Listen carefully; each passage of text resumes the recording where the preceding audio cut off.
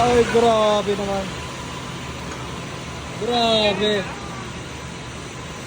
Napakasipag mga idol.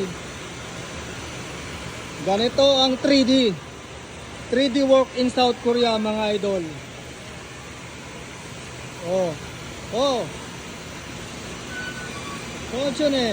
Slow. Ganyan mga idol. Kakasaka ba sa hamon ng trabaho sa South Korea mga idol? Napakabata pa niyan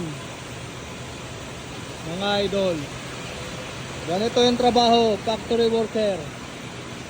Textile mga idol. Yan, nagkukulay kami ng tela. Ayan.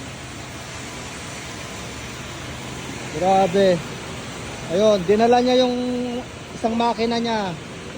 Hop. Bata pa mga idol.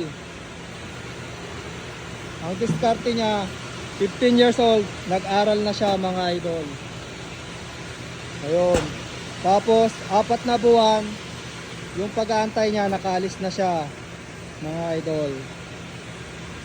Tapos, 6 na buwan pa lang siya dito sa South Korea, nakabili na siya ng 1 hektaryang lupa. Yung lupa ng lola niya, mga idol. Ang bilis, nakaipon.